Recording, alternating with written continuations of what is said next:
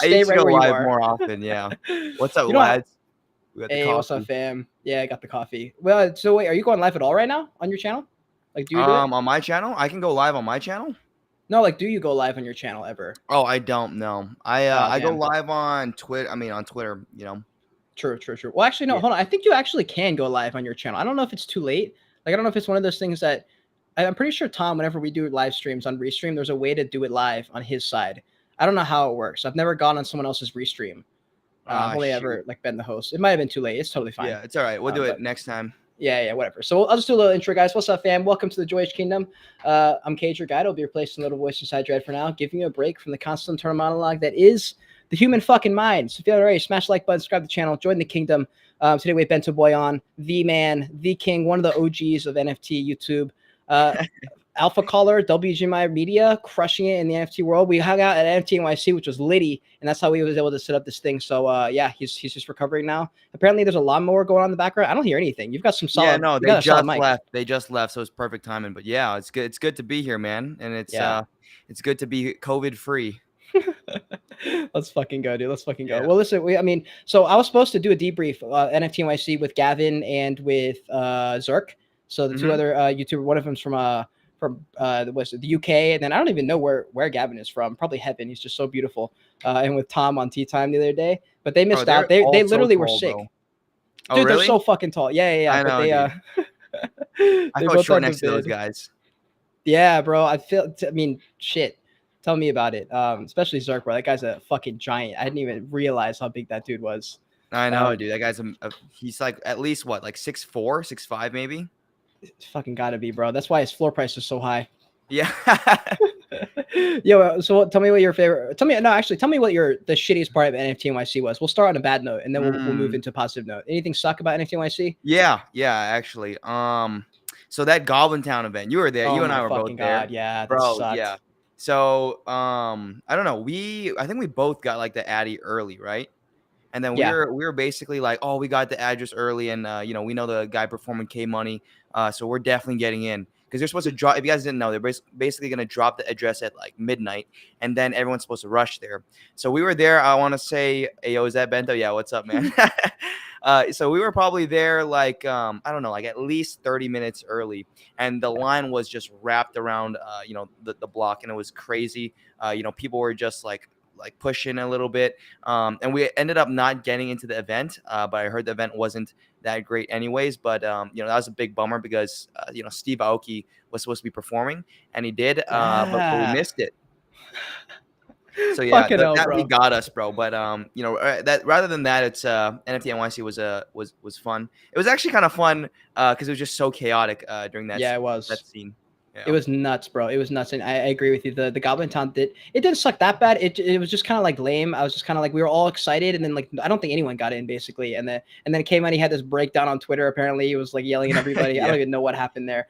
I didn't even pay attention, but yeah, with the Goblin Town, I got that on film. I don't know if you've seen the vlog. I finally finished the vlog. I posted it earlier today. I forgot to tell you that earlier. But the vlog's up. So that whole scene from Goblin Town, that Goblin Town scene's there, and I don't know if you were never mind. Never mind. Okay. Well, I was going to say, you're in that scene. There's a scene where I accused you of leaking the address, and you were like, fuck no, that wasn't me.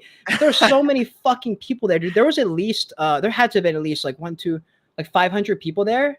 Yeah, something like that. It was crazy. And it's like, some of the people weren't even NFT people. They were just yeah, no. Some of them were just like party people. Actually, that's what I noticed at a lot of the events was like, they're just random people that don't even trade NFTs. Oh, Bick is here.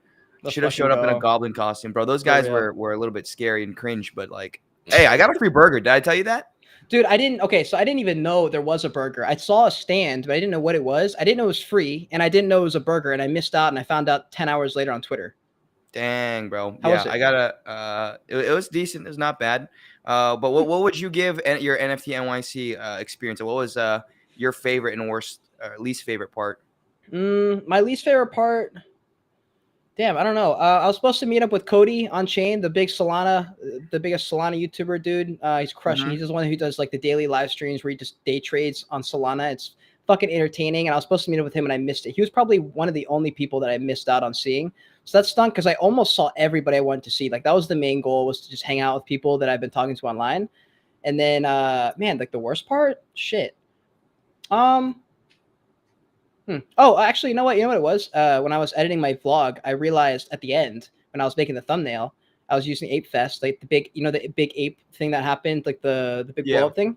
So Yeah. that was like in the thumbnail, and I realized I was like, wait a fucking second, I didn't go to Ape Fest. I like forgot to go. Like I knew multiple people who invited me as a +1, and I just forgot, dude. Like I don't know what it was. Did you go to Ape Fest? I did not. No, I could have gone, but I don't know. We're waking up at like at least 5 o'clock. And then the first day they had Jeez. like Amy Schumer, and I didn't know who else was performing. It was like a little bit down, but I definitely wish I did go. Yeah, no, it would have been cool. It would have been cool. No, and actually, I talked to Brett the other day or yesterday maybe, and he was telling me about how fucking stressful it was for the WGMI team because you had so much shit going on. You had the van. I don't know what he was thinking with having a van in New York. Like that must have been a mess, Yeah. like just a mess trying to park it and shit. But how much was that filming? Like how much of the trip was filming, and how much was like total play? I want to say for me personally, it was more play. Because Brett was the cameraman for the van. I was mainly just there with my camera equipment and giving it to him. Okay. I didn't really film too much because I was supposed to film a podcast in there, but I actually went into an event, so I think Andres took my spot for the podcast. Nice. But that was fine.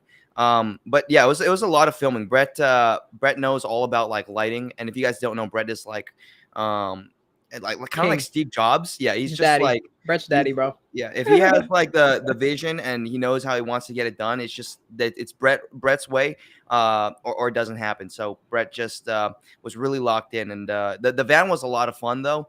I wish we utilized it more. That guy woke up, I want to say at like 6 o'clock or something like that every day. So I kept calling him. Yeah, I kept calling him and texting him, and I was like, "Yo, I want to film with the van," and I wake up at like 12, 2-ish, something like that. And then he was just fast asleep, so we couldn't get that much content, at least as much as I would have liked. But it was a good time. Yeah, dude, that shit was wild. That shit was wild. And then I saw Big's question here. You said the Gary Vee thing. No, so I made this TikTok video for a long time ago where I basically had an opportunity. I had done a podcast with Frankie Nines from SupDucks, and he was like, "Yo, dude, that was a great podcast. I want to send this clip to Gary Vee personally. Just put this up on Twitter. I'll shoot it up to him. You'll get in front of Gary Vee. Like he will see you." And I said, "Oh fuck yeah, let's go." So I made the tweet. Realized there was some kind of issue, like a typo or some bullshit. And I deleted the tweet to re-upload it. And I guess you can't double text Gary Vee or something. And he was like, "Oh, like damn, like I already sent that first tweet." And I was like, "Oh, I see how this is." So I literally lost the chance to go see him, which hurt for like a week. Like it really hurt for a week. I'm not going to lie. Now it's like a speed hump. It doesn't really matter. But that happened a long time ago, Bikram. I just tell that story every now and then just because it does well for views. It does well for views. Yeah. I says, did you guys see the NFT protests in person? I did not. It was a publicity stunt though. Oh yeah, that one. Yeah, that was fake. I think I heard that was fake, right? Yeah, it was from Adam Bomb Squad, just to basically gain attention. Also, if you guys have any other questions, you can drop them in the chat. Actually, I don't really know how you run this typically, but I don't even know. It's just like that. Whoever pops in questions, I'll just click one if I see one that usually pops up on the screen. Yeah, dude. But anyways, I mean, yeah, we had NFT NYC. That was dope as fuck. I really had a fun time there. I met a lot of cool people. A lot of business things happened there too that I wasn't really expecting, but it was just like one of those things that you just show up and like things happen. Like I didn't have a game plan when I showed up. I just no one did. I threw up everywhere when I first got there. Like, did you hear that story? I think I told you. Maybe I was on the Rock. You may have been interviewing with Andres at that point. But basically, when I got to New York at the airport, we took a taxi to the city. Bro, I was feeling bad, and we got into the city finally after just start stop in the taxi.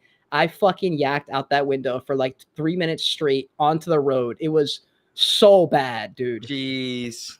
That's crazy, man. Why? Because you were car sick. I was just car sick. I had I had taken the dab pen and I had smoked too much of it earlier, and I just got car sick, and the nausea just didn't wear off. And then on top of that, the taxi, no AC, terrible at driving. That's when I showed up, and literally right after I yacked, I went and met all you guys at the restaurant right after. We had terrorized the waitress. Oh, that's right.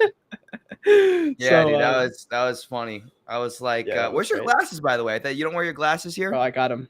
I usually don't wear them in the podcast because they're super long, but I'll wear them for a few minutes. We'll bring back the energy here. Everyone got photos of the glasses. They were super fun. What's up, Akil? Thank you, bro. Thank you, bro. Kings, thanks. Appreciate that. Also, Bryce, much love, my man. Appreciate it. Yeah, Bryce is the king, dude. Bryce is the king. And there's hopefully like one of the things I want to do in the next couple months at the latest is bring on Bryce full time. I want to get into a lifestyle content. There's a couple of influencers actually that very recently on my timeline popped up that I look up to. They're way bigger than me, way bigger than me.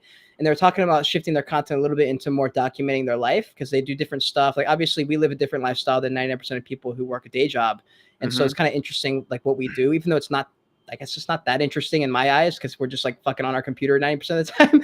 Right. But I want to bring them on as like a either videographer or help just in general, kind of like just get other shit done and kind of just take my shit to the next level. So hopefully we can get Bryce onto the team full time. That would be legendary. But anyways, I want to move away from NFT NYC a little bit because I don't know this about you. I haven't seen you on. Have you been on a podcast before? Like one that was about you, centered around you? I've been on maybe like a couple, none like where it was like live stream though. But I mean, I want to say I probably did like actually no, I think yeah, maybe like 3-ish, something like that. Damn, bro, you got to get onto the podcast game. What are you doing? I know, dude. I know. I got to get back on my grind. So I got all the video ideas, collabs. We got to have you on the channel as well at some point. Let's do it, dude. I know I was talking to Andres about getting onto the daily show that you guys do. That's pretty interesting to me that you guys do it fucking every single day. Make daily uploads a day, but a daily stream, that's totally different. You know, like sometimes it's hard to show up and say, because sometimes it's the same shit every single time, you know? Right. Yeah. It's cool though. It's a vibe. You know, we got articles we go over, give our thoughts and opinions. Today was my first time on it with Kosher and Andres, but it was a lot of fun and I enjoyed it. Yeah. Yeah, I saw the end, fucking Kosher like blanked out, and then yeah, like, okay, dude, we're just that gonna was hilarious. Yeah, Kosher's camera always bugs. Hopefully mine stays stable for this podcast. Fucking Kosher, bro. What's he doing? But anyways, so here's what I want to know. You got in, so you were making a shit ton of the alpha calls, the alpha videos, top 5 projects, things I'm interested in back in the bull run market. So you were absolutely crushing the YouTube game back then. Everyone was, I mean, the YouTube was just way more fun back then. You know, there's just like so much excitement around every single video. People were so pumped. Whitelists were popping in and out all the time. How'd you even did it happen because of a flip? Like, did you make a massive flip and go, oh fuck, I can make videos about this? Or did the content start before you started flipping and stuff? This is a funny story actually. Kind of about like the start of the YouTube channel. Yes, I got into NFTs probably last year. Actually, I think I passed my first NFT anniversary, which is kind of cool. I think June 25th was when I bought my first one. But basically, yeah, I was trading NFTs for quite a bit of time, and you know, I was like right off the bat. I'm not like I'm smart or anything. The market was just different back then. You could mint like anything. It was like right now, like degen stuff, and you could 2x, 3x your money. And keep in mind, I'm like I'm fresh out of high school, right? I don't have like tons of capital to be playing with, and I've never like I sold video games before this, and I've never seen this type of money like in my life. And I was like, holy crap, this is like the biggest opportunity, and this is like the most money I've been making. So I just kept grinding and then kept capitalizing and really tried to learn everything you know, about the space. And then the reason why I actually started my YouTube channel, kind of funny story, is I saw Brett post his first video, and I saw he was in the Doge Pound as well. And then you know, he was doing well, and I was like, bro, I know for a fact, no shade at Brett, but I was making more money than Brett. And I was like, if he's making content, I could probably do the same. So let me try to give this a shot. And then that's kind of how I started my YouTube journey. Damn, bro, we're about to start a civil war in the WGMI studio. Well, it was more of that. It was more of that moment of like, he can do it. You know, why can't I? Like, there's no reason why I can't. You know, try and do the same thing. And I really look up to Brett. I still do. Yeah. But like, you know, he really pioneered the NFT YouTube scene back in the day, and he really did inspire me to make some content. What? So you said the first NFT you bought was in the June area, and then the first video, was that like September, or like was that this in the summer? Yeah, my first video was, I think it was October, early October, I believe, if I'm not mistaken. Nice. Yeah, I think a lot of the YouTubers got in around the same time, like end of the summer-ish, somewhere around there. Like I think I posted my first video in like August, September, or somewhere around there too. But at that point, I remember because I was watching. I think I don't remember who was actually there. Like the only people I remember was Giancarlo and NFT Verse, and then I think Brett. I think Brett was one of the first people I saw as well. But I do remember a lot of just other channels. When I looked up NFTs online on YouTube, it was all the same style of content. It was typically the top 5 project videos, and I said, okay, this is great. Those videos are awesome. There has to be another way in. I'm already too late. Like I missed the boat by like 3 weeks, it looks like. And so, because in that period of time in NFT land, bro, 3 weeks is like 3 years. So you did miss kind of a couple boats there. So I was like, okay, well, let me bring in another angle. And do you know Shamdu on Twitter? 16-year-old kid. Love that guy. Yeah, we had Bro, him on the podcast too. did you really? Is he doxxed? Do you know his face? Have you seen his face? No. Oh yeah. He's doxed. He's Oh, he is? tall, dude. He's tall. Okay, that is okay. So I did see a photo of him. I didn't know if that was actually him. Yeah, that's him. Damn, bro. Okay, so anyways, so for people who don't know, Shamdu is this influencer kid on Twitter. Very I don't know where he blew. I don't know why he blew up. He just was big for some reason, and so he dropped this project out of nowhere. Fucking in the middle of a bull run, he just goes like, I dropped something like on Twitter, and everyone was like, "Whoa, what's happening?" And then someone found out, word spread, and then next thing you know, head DAO is fucking exploding. So I found out about it, and at this point, I was like, "Man, I'm not even gonna buy this. Like, I don't know where it's gonna go. It might flop as soon as I buy it, which is always what happens." So I was like, "Fuck this. Let me just make a video." So I made a YouTube video because at this point, nobody was making market updates, strategy videos, or news, and now everyone's making news. But like at that point, no one's making news because everyone's focused on the market. So I was like, "Okay, let me make a news video." And so I made this video titled "Shamdu's NFT project is exploding." And that video did like 10 times more views than I normally do. And I literally like a light bulb just clicked and I was like, fuck yeah. And so I just went like full in on like the reviews of NFT projects. I did like NFT market updates, like went full like news and stuff. Cause I knew at some point the market would cool down. And I was like, okay, it's going to take me like 6 months to build this brand because like people want the alpha call videos right now. And so it's going to be a long time before I see any sort of like retribution for what I'm doing right now. So I'm kind of like living that right now, which is fantastic, but it's so cool. Cause I didn't know, I thought you guys got started way before me, but it sounds like a lot of the YouTubers got started like end of summertime. Yeah. I think it was like I think it's October. I was just trying to double check, but yeah, Yeah. we actually started around this. Actually, you probably were ahead of me. Maybe, I don't know, dude. I didn't really know who was on. Like I just like saw people making videos and they're all like just like the big, like the wah face and then like whatever NFTs are in the photo. Yeah. But I do only remember Giancarlo NFT verse and Brett. Brett was crushing it, dude. I remember Brett because he did the MGC, the Magic Mushroom Clubhouse, MMC. Magic Mushroom Clubhouse. So I remember that was happening, and that was fucking. Everyone was like freaking out about that. I remember, and I was like, "Bro, this kid's gonna fucking moon." And I was right. I mean, he's like, dude's crushing it. I mean, everyone on WGMI is crushing it. So it's really cool to watch that. You too, how did man. that happen? Appreciate Thank you, it. thank you. How did WGMI happen, by the way? Like, was that an idea that you guys all had, or? Yeah. So I think I sent out like a tweet, almost as a joke though, just saying that I wanted to start like a NFT podcast, and then Brett basically just makes a group chat with Kosher and I and says, "Yo, we're doing a podcast." Like, okay, what sounds good. And then like a week later, he's like, "Guys, I have this idea of running basically like the podcast is going to be in the form of an NFT set, and you get exclusive." And then we're like, okay, that kind of makes sense. And then, Kosher and I were saying like it's not really worth it if it's just a podcast. So we should probably do, other alleys, such as, project reviews, news updates and stuff like that. So that's kind of where it came from. And then Brett is like go.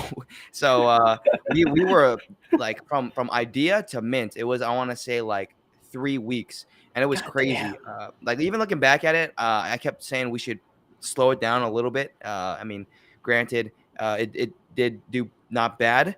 So thanks to Brett, but I wish we did take it a little bit slower because it was really really fast. But yeah, that's kind of how it came to be. Dude, I mean, that's how it was at that point, because like I feel like at that point we didn't have what we have now, which is time in the market to see what happened and look back on it. So obviously in the moment it felt so fast. Like if you couldn't get everything done in like 72 hours, it was too slow. Like that's how it felt back then. And for people who weren't here, like not to sound like we're talking down, but like back in like summer and fall was a different fucking vibe, bro. Like that was a different time, and that feeling has not come back. Like that was strictly for 2021. Like I fully believe that 2021 fall, winter time, like that shit was fucking nuts. I remember that feeling in the air, just like, oh, like I don't even know what it was. We were just so hyped about everything. Yeah, dude. It was there was also like a distinction is there wasn't a lot of projects back in the day because no one really knew Solidity, no one really Yeah. knew how to generate art, and no one really knew how to basically like market and properly launch projects. So you only had like a handful of projects, and you also only have like a handful of degens, right? But if the supply is so small, the moment like people jump in and sweep the floor, keep in mind there's only like 10K supply. That like these floors moved up crazy in price. Like it's not like it is now, like 0.05. It was like, yo, this thing hit like 0.5. Like I remember even Pudgy Penguins. I was Oh going my God, crazy yeah. back in those days. Cool Cats, Lazy Lions, all of those were, and they didn't really even have utility back No, in the not day. It none, bro, was none. yeah, Fucking, they had Cubs. They had companion projects. I remember that, right. dude. When Journey Crypto was talking about like the Dogepound puppies, I remember Space Punks. Like the Space Punks had dinos, and dude, people were losing their shit. They were like, "You get a dino for free," and Yeah. now we're like, "Damn, bro, that." The bar was very That's like- low back in the day. it's Still is true. not super high, but even back Yeah, then, like if basically the meta was launch a project, then do an airdrop, right. and that's basically all you get. Pretty fucking much, dude. What projects do you look at now with like fondness? Like for me, I see Lazy Lions and like Dogepound, like the projects from the summer, OGs, like those have a soft spot in my heart. Like I want to hold them just because I remember how it felt back then. Do you have any projects like that? Oh yeah, yeah. My first one is gonna be Pudgy Penguins because, dude, I made like I don't want to say it's like I'm a genius because I definitely not, right? But it Bento's was a it was a genius. lot of it was Bento's a no, it was genius. no, it was a lot of luck. But that was like one of my first NFTs where I was like, holy crap! And I was like an absolute idiot, right? I was going all in, like I don't even care. And Yeah. then it paid off in the end. A lot of it was luck because it's easy to look back in hindsight and say, yo, I'm so smart. But even back then, I don't even think I completely knew what I was doing. And also the Doge Pound. I think I remember I sold my first one for around like $2,000 profit, Let's and then I go. remember I was like in the I was this sounds weird. I was in the basically just like shaking because I was like, holy crap! I just made like $2,000 in like 2 days. Like this can't be real. Like this NFT thing Yeah. is crazy. And I remember telling my parents, and they couldn't even believe it. And yeah, so that definitely those two projects because those two really made me go all into the NFT scene. Damn, bro, you told your parents? Yeah, Fuck. dude. Dude, I don't know if you know this. My whole family's into NFTs. My brother, my Oh, sister, my mom, and what? my Okay, dad. I Yeah, didn't they're know all that. I thought it was just your yeah. brother. No. They're everyone's into NFTs, man. My mom is a really big degenerate. What the My dad, fuck? yeah, my dad only trades when I have like really high conviction plays, and I think Yeah. you should get in. My What sister's an the absolute degenerate. She actually works for us too. And then my brother as well. Dude, are you kidding me? Can I like get adopted? What the fuck? My parents have not a single clue. Wow. Okay, how'd that happen? What are they just like in? Are they hip or like what is? Why are they in NFTs? Like your They parents? yeah, I mean they just degeneracy runs through the blood of my family. So once they hear like, oh, get rich quick, That's fucking oh, awesome. NFTs, they're like, they don't ask too many questions. They're just like, okay, what do I do? How do I set this up? And then like, how do I make money? But yeah, Wow. I mean, they're doing well. They don't need NFTs. It's more just kind of like a side hobby for fun for them. Yeah, My mom was really into it when we were in the bull run. She did not too bro. bad, but yeah, but it was really cool because like you had this like bond between the family and like you talk about is like NFTs, like different projects at the dinner table. It was almost like a surreal feeling. Still happens, but just not as much because obviously the market's not as hot. Do you what was before NFTs came? Did you guys have anything like that with your family that brought you guys together, like religion or fucking surfing or like whatever? Like, Yeah, I mean, just like hiking, hanging out. My family and I are pretty close, so we chat about like basically everything. Dinners, and then we have our every day we go on like a walk together. So we're pretty tight. But NFTs were like really something else, man. Like when your whole family is making money off NFTs, there's no better feeling.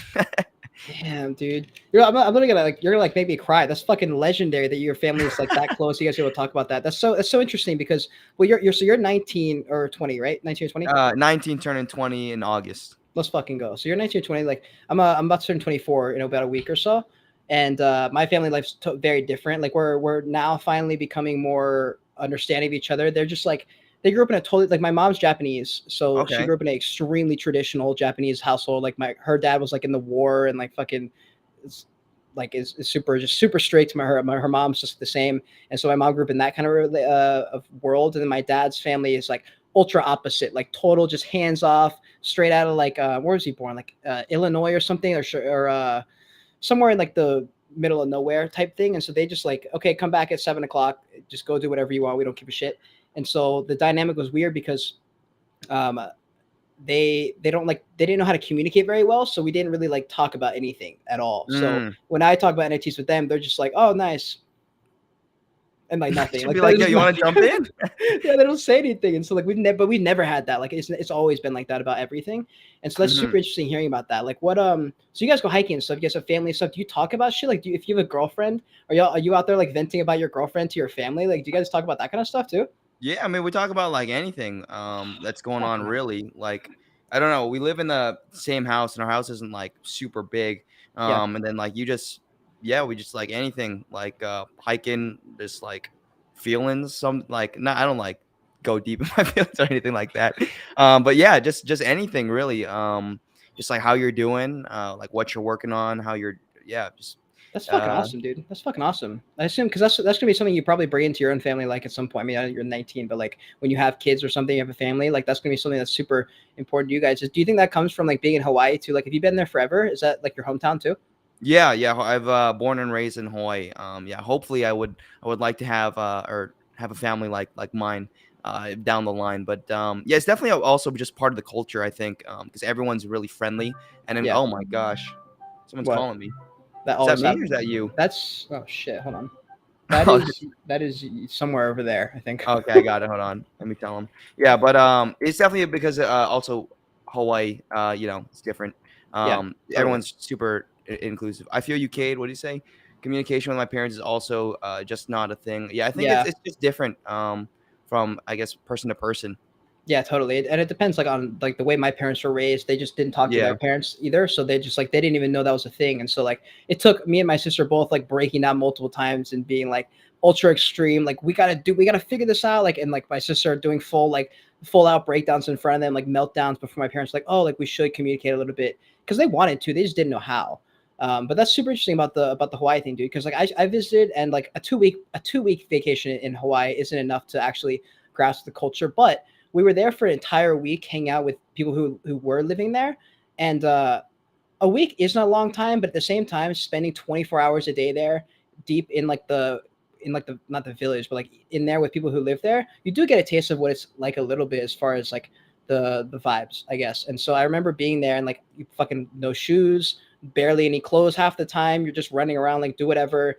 And Yeah. I was like, how the fuck? Like, is this real? Like, is this a thing? Like, is that how it really is when you're living there 24/7, like your whole life? Um, yeah, I mean, it depends. It's fun on the weekends. You just usually go out to like the beach with your friends, or you go hiking. That's basically what I used to like doing. I also like photography too, which is why I bought this camera. Which But one yeah, is it?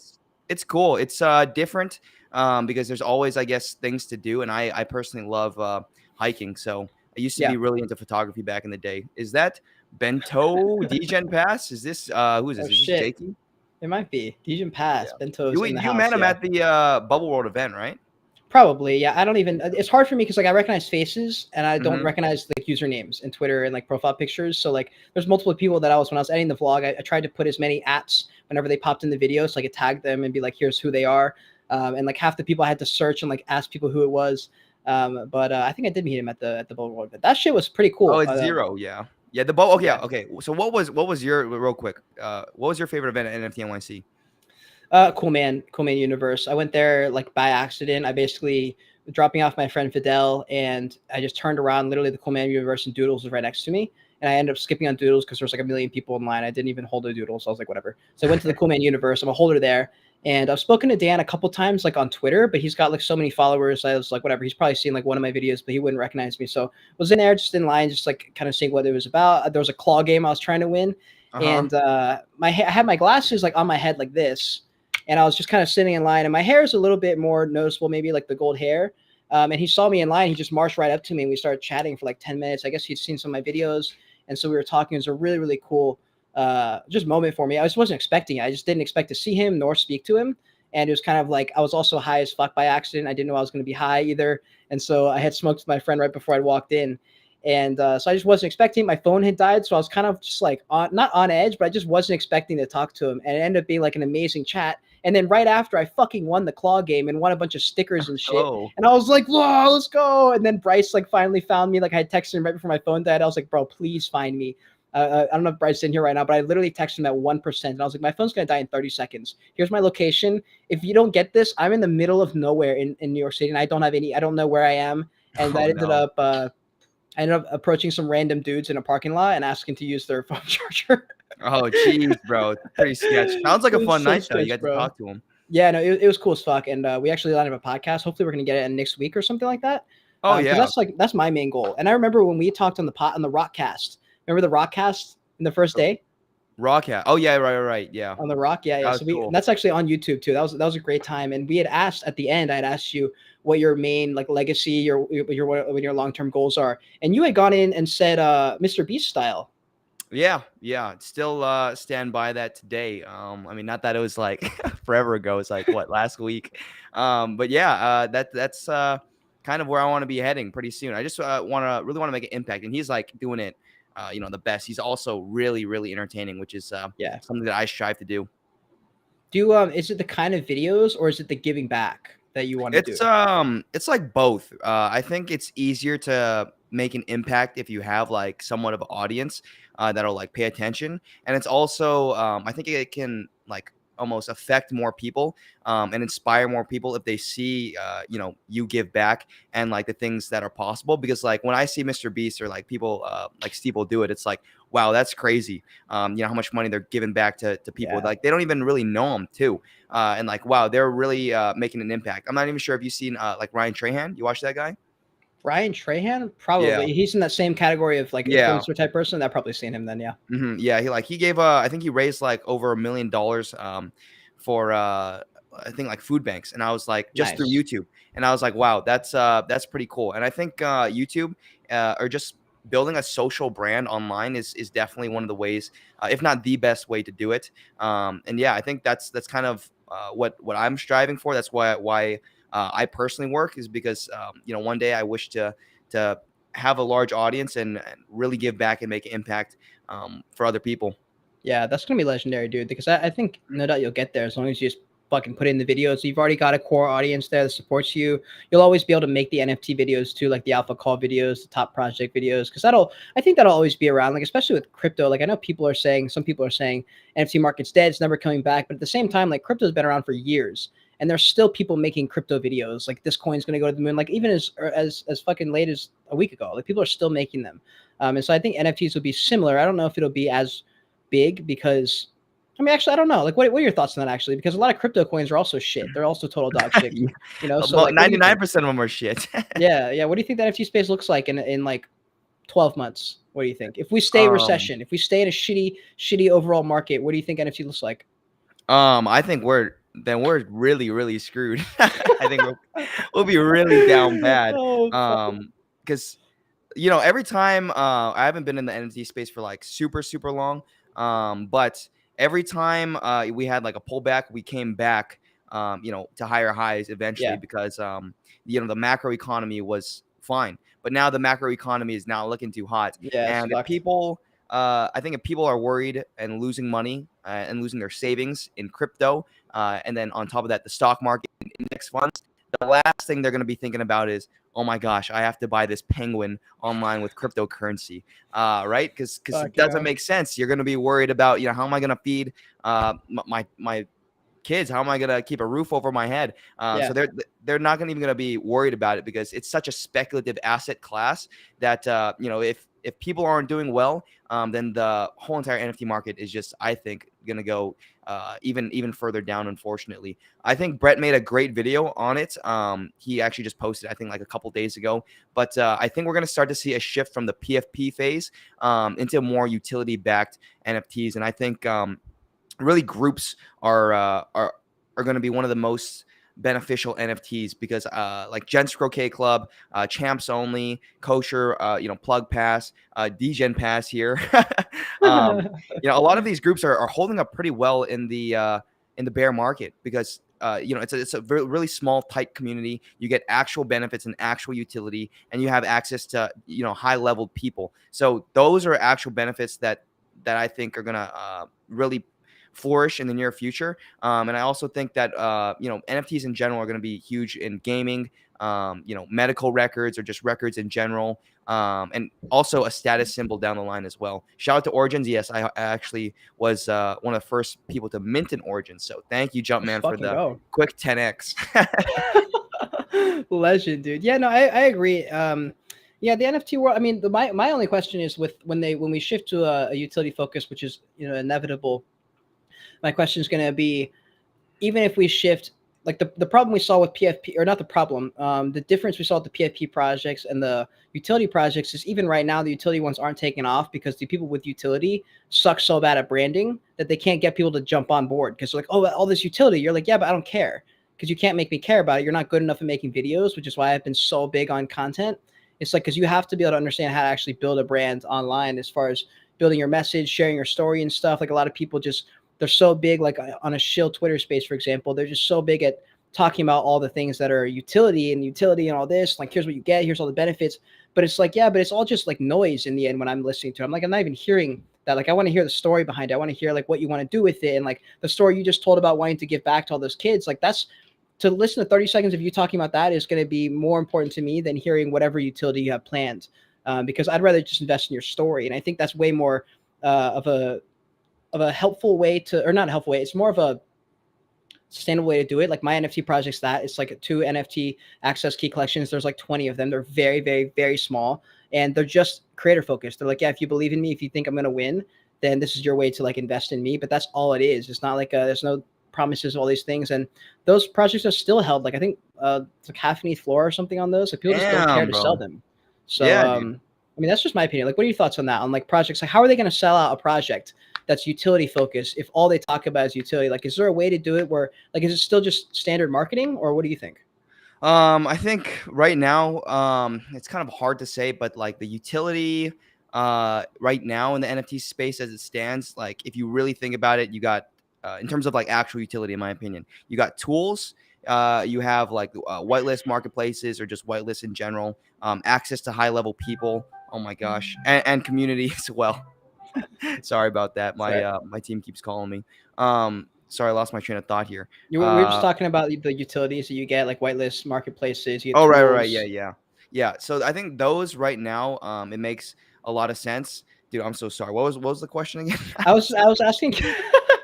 Bro, No, I I was just, was reading no, this. totally fine, dude. Totally fine. I was just talking about the like how does a project that's utility focused in this market even still sell out a small collection? Like, right now, it's people are having trouble with the marketing aspect, because I think, from like, my answer is definitely going to be just the fact that their utility sucks. It's not actually utility. It's a made up utility that's not actually needed. You know? Yeah, I think, I mean, if I still think there's utility to be had, but it's definitely not as big as people, I guess, really think. I think in general, I would say 90, if not like 95% of people buy into NFTs just for the fact or the hope that they can sell it for higher. Yeah. And that's, typically just what it is. I think very few NFT sets actually have utility that people desire, and that's why Yeah. you see like 90% of the collections are under like a 0.024 price. Yeah.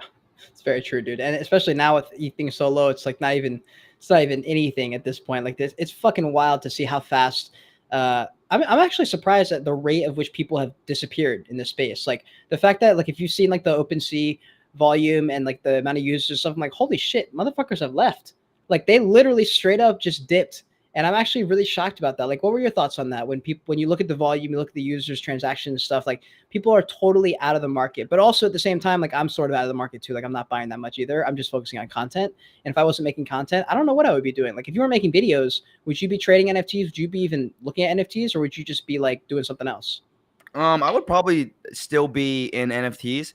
But I mean, I don't like. I've made like a decent amount of money where it's like, okay, I don't want to lose this money versus Right. like, if you have like a little bit to lose, then that you go a little bit more degen. So right now I'm kind of like out of the market. I think, yeah. So if I wasn't like super busy, I would probably still be trading NFTs heavily. But at the same time, right now the risk is much higher, and also there's just not as much money to be made as it was a couple months ago. So it was pretty shocking to see a lot of people just dip out of the space. But it also makes a lot of sense because if you're not making a ton of money and you're spending like 10 hours a day in the That's Web3 true. space, it's like why even bother if the money's not there? Because a lot of these people got other things to do. They got families and they got bills to pay as well. So I mean, I don't blame them at all. But I'm definitely staying here for a while because I still think that long term this is going to be like the biggest opportunity like of our decade, if not lifetime. Do you plan on staying out there in Hawaii? Like, especially if you're sticking around NFTs, say WGMI fucking moons, you get like, just, something happens and WGMI just goes straight to the fucking moon. You staying in Hawaii, you're gonna try and go and do like in-person stuff, like move to like go see, be closer to like the WGMI. Like, I don't know where Kosher is. I know Brett's New like York. in Arizona or something like that, Yeah. right? Yeah. Yeah, I mean, I don't know, man. I think I probably would maybe move for a little bit, but I love it here. So Do you? if I could stay here, that would definitely be my preference. But if the networking opportunities somewhere else, I would definitely be open to moving. But at the Yeah. same time, I just really like my home. What about you? Would you ever move? Dude, I fucking move all the time. I don't know if you knew this, but I lived in a car for like 6 months and I Yeah, dude, you traveled. told me Yeah, oh, I that. know I told you that. Yeah, I told you that. So I'm definitely okay to move. The thing is, like, I moved to Seattle and I fucking love Seattle a lot. I love the city here. And when I went to New York, I was actually surprised at how much I was ready to come back to Seattle because they're both cities. New York's just a bit dirtier and hotter and humid. And so I was like, damn, like I'm ready to be back in Seattle actually. So now that like I understand what it's like to be in a home that you actually like, and I'd never experienced that before. Like I used to live in South Carolina. It was hot, grimy, redneck as fuck. And I was like, man, I don't want to be here, dude. I want to be anywhere but here. And I went and I visited Hawaii. I remember I told myself I'd move out there one day or maybe get a home out there. So like I definitely trying to go back to Oahu, especially, dude. Like that Stairway to Heaven hike I was telling you about. That shit is legendary, bro. I only You went did to it? I only no, I did it, but I also only went to Oahu and I only went to Kauai. The Oh, only two okay. islands I went to. Where should I go next time? Big Island probably. Is it? Yeah, they have a lot to do on the Big Island. What's out That's there? They got a ton of beaches that I love. They got I actually didn't do too many hikes. I think I only did like 2 or 3 on the Big Island, but all of them are super nice. The food is pretty good, but primarily just like the lifestyle and the beaches. Nice, nice. Dude, tell me. All right, so tell me this. Since we're on the Hawaii topic, what does your day look like? Well, okay, actually, no. Tell me what your day looks like right now, like a day in the life of Bento right now with WGMI full fledged, and then tell me what it was during the bull market because I bet it was a little bit different. Maybe it was. I don't know. Yeah, it's a little bit similar. Just I guess the things that I do. I live. I think a lot of people look at you and or I, and they think that we live like really lustful lives. But to be honest, it's kind of boring. I just wake up. Yeah. I work out and then I go shower. I eat breakfast and I start my day at around like 11ish. I want to say. And then I get to work. It's basically usually 2 to 3 hours. And I'm basically hopping on calls or researching the market or trying to come up with a YouTube video for that period. And then I usually take like a 30-minute break, and then I usually just work some more, and then I eat, and then I work some more, and then at night if we're feeling a little bit if we're Oh feeling a little God. bit bougie at night, we I like to go out with some friends. I probably go out maybe 2 times a week, maybe once a week, so not too much. But in terms of work, what I do mainly meetings, a lot of YouTube actually, and just coming up with ideas and brainstorming and managing people. Managing people is it takes a long time, especially if there's like internal conflict or difference of interests or collaborations. So a lot of my Yeah. time does technically go to that. But back in the bull market, it was probably more just what NFT can I buy right now? Yeah. What about That's you? wild, dude. Wait, hold on. Before I tell you, because I will tell you that. So can you go into that at all about the managing of people, like what that's like? Because you're 19. I think there's a Hmm. lot of people who are in our age group, anywhere from 17 to like 25. I would say like the young adult people who are probably in a similar position ish. Where you're kind of like running some stuff a little bit. You've got some kind of community. What has that been like for you? Like what do you hate about it, and are you good at it inherently? Do you suck at it or? I would say like I'm neutral. I would say launching an NFT collection and managing like a community is probably one of the most eye-opening things because it's you have a lot to do, Yeah. especially you kind of jump in almost not knowing too much, and it's a little bit naive, and then you don't really know exactly what you're doing. You're kind of just trying to figure out on the fly. So I want to say like looking up to other people or just talking to other people about how do you get like maximize people's ability to do work, and how do you Yeah. keep everyone happy, how do you align people's interests, is definitely something I'm still working on, but it's definitely also something I've gotten better at. Also communicating with your team is extremely valuable, and it was I was struggling, I want to say, in the beginning. Still I'm not like 100% the best, but it's definitely gotten better over time. But yeah, it's definitely it's definitely something that's tricky, and you have to learn over time. I remember I was looking up like YouTube videos, how to manage teams, Oh because shit. especially if people are older than you as well. It's like you're managing Yeah. like a 26-year-old, and they're relying on you Mhm. to put food on the table, and it's a lot of pressure. So yeah, it's definitely something I'm still working on. I wouldn't say I'm the best by any means, but I think we're definitely getting better. And I hope to improve that skill, and hopefully, a couple months or maybe even a year down the line, be really, really good at it, and make that one of my, I guess, top skills to have. Yeah, and you also, so for a lot of people, I mean, I'm sure a lot of people know because it's your profile picture, but like Squishy Squad NFT is your project, which you launched. That was a good while ago, right? That you launched that project. Yeah, December. Okay, was that a PFP project, or was that like an alpha project, like an It alpha was groups? mainly PFP, and then we kind of just like we're not really too much alpha, but we talk a lot about NFTs, so Yeah, it yeah, yeah. kind I of mean, that's became yeah.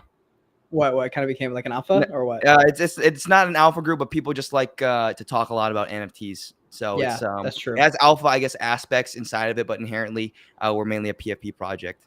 Yeah. Okay. I mean, that's cool as fuck. I mean, that's hard. It's hard. It's super hard to do a community driven project, especially in a market like this. Especially people start losing hope, or they don't know. The good thing about the benefit of us being us, and the fact that we put out videos, is like our IP online and building our name is that is the value right there. Like, as long as you keep growing, it'd be like, I think I said this on Twitter Space. Like, if Joe Rogan had a project and he launched it 12 years ago before he was anybody on the podcast from, and now he is who he is, you can bet your ass that NFTs were the priceless basically at this point if there was only a few thousand of them.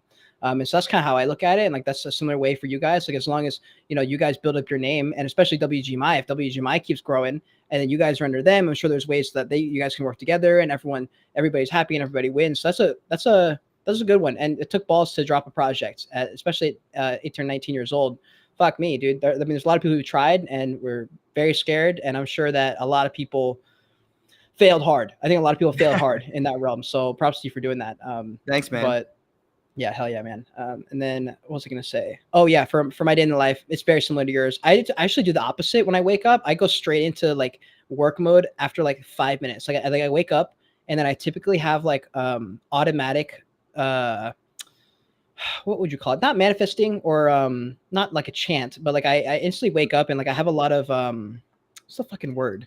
Like mantras, I guess, that just pop in my head automatically. Like, I really do fuck with the gratefulness and repeating after, like, opportunities are in my lap, opportunities are falling in my lap, money falls in my wallet, like those kind of just like weird mantras that just pop in my head because I'm always thinking about them because they work. Whenever I do think about them a lot, they end up happening all the time. And so like immediately when I wake up, it's like, okay, like we're grinding, we're grateful, we're happy to be here. And then I go straight into my fucking emails, dude. It's like the worst thing to do, but I go straight. I'm like, fuck it, dude. Let me just get all this stuff out of the way. Go straight, like on my bed, go through all the messages on Twitter, go through all my notifications, like clear all of it. Then I just chug this thing of water, go jump in, actually take a normal shower, then go cold the last like 30 seconds to I wake do the myself same up. thing. Yeah. It's the best, bro. It is the fucking best. And then I usually, I think I eat something, and then I typically have either a stream or I have to edit a video real quick, or I'll just post the video. And then I'm usually filming because I film and edit videos. Like, that's like all I do because I'm doing like daily uploads. So I do a lot of video stuff, usually a stream in the middle of the day. And then I'll be editing throughout the evening, or I'm on a call, or I'm doing consulting and stuff. And then usually like toward the end of the day is when I start to get itchy and like I gotta move, I gotta get the fuck out of my chair. So that's when I go for a run typically, or I do something along those lines. Then I come back and I make some dinner, and then I either watch something baller like Star Wars, like there's like the new Star Wars show that came on Disney Plus, or I'm just like fucking doing more work stuff. Like, it's not fun. It's not that interesting, honestly. And I don't even know if most people would want to do it. Like, what are your thoughts? Like, when your friends, I'm sure a lot of your friends work normal jobs. Like, what do they think about the YouTube world when you're doing Um, that? I guess they're it's I don't really know what they think, to be honest. I think they just think it's What? different. Really? Yeah, I don't know. My friends don't really comment too much. I think they just say like, "Oh, you're lucky because you dropped out of college," which is pretty true. I definitely did not like college, one bit.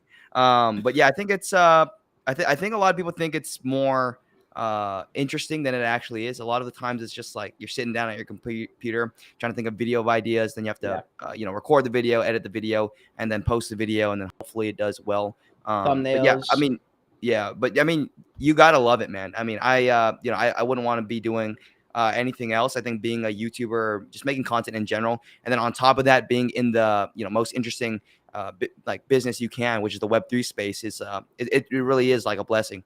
Yeah, 100%, dude. 100%. I mean, that's the best part. You have to love what you're doing. Like, I've been making videos for forever. The video production part for me is fun. Obviously, it gets tedious. I mean, there's ways I could probably optimize my time a little bit better. But the editing, I mean, I feel like I've been doing it for so long. I don't know what else I would do. Like, but tell me about that real quick. I know we're wrapping up here in the next few minutes or so, but like, you dropped out of college. That's fucking ballsy. I could never have done that. I would have shit myself before I dropped out of college. Yeah, yeah. I I don't even know if my parents know this, but well, basically, I did. I went to the state school. I was also trading NFTs at the same exact time, and then yeah, I basically was making a decent amount of money, and then when you're in a bull market and your teacher is talking about trees, and she's like, you got to memorize all of these trees and what this dinosaur is, and you have to know like what food this is. It's like, dude, I cannot. So I was online. I failed out of most of my classes because I didn't even show up to class. I only got an A in business actually. Damn. All right. That's the only thing that I was like actually interested in. And also the professor was really cool. Nice.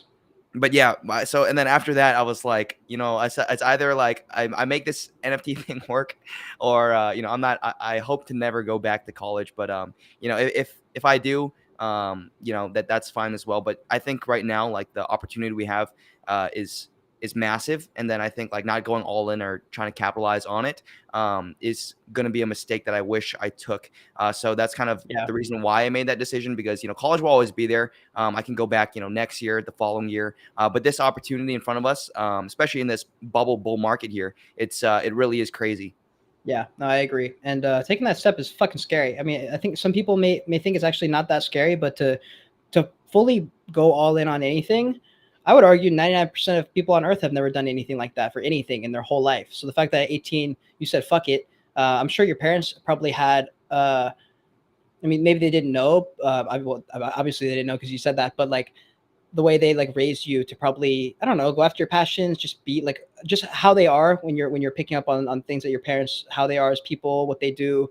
I don't know. I'm sure that affects you. So that's legendary that you literally dropped out and said, fuck it. Cause that's the only way to do it. The only way to make it work is to completely roll the dice on yourself and say, all right, I gotta make this happen. Like it was literally, was it just you at that point? Was there something going on outside of it that was like, no, this right now I should be able to pull this off? Or was it literally like, there's not a whole lot going, but I think I can make this work? What was it like?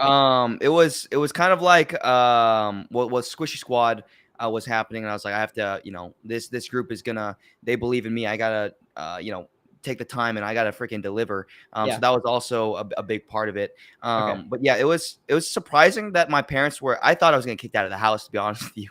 Like once, because my parents are like typical Asians, like go to college. Yeah, mine too. So and then I've never like gotten an F or like even anything below like a B really in my life. So the fact that I got failed out of classes, I was like, oh, I'm getting kicked out of the house. But surprisingly, my parents were like, you're doing not bad for yourself. And then like we understand basically. And college will always be there. Like I prefer if you stayed in college, but if you want to try this thing out, you can try it out. And I was like, damn, because I was basically trying to find other places to move out of, because I thought they were gonna be so pissed. You were ready. You were ready to get the fuck out. That's crazy, dude. Yeah, I actually had my plan and everything. I was gonna move to Arizona with my sister in her spare bedroom.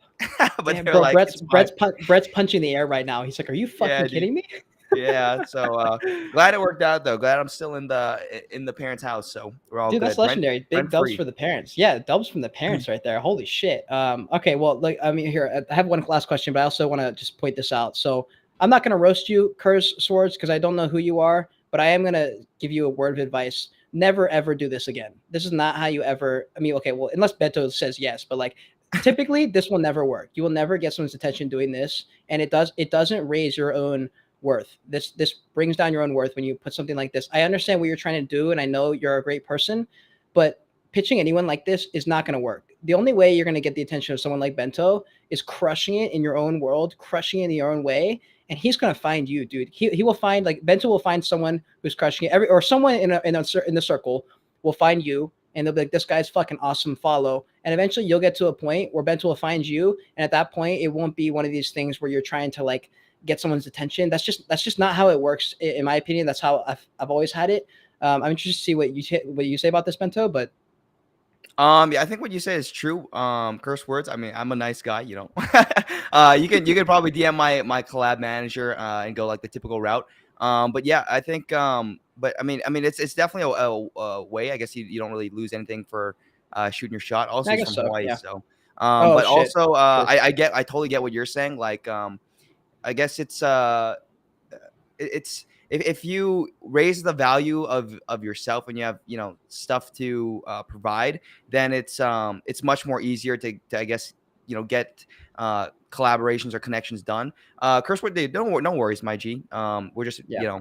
just All love. how the space works. But like even for me, like when I was starting my project and stuff, no one wanted to freaking collab with me. Who am I? You kind of like I remember like I was doing the same thing, trying to pitch the idea to several people, and got brushed off more times than I could possibly count. But once you actually have skills or like things to offer, it's much more easier to I guess pitch your the product.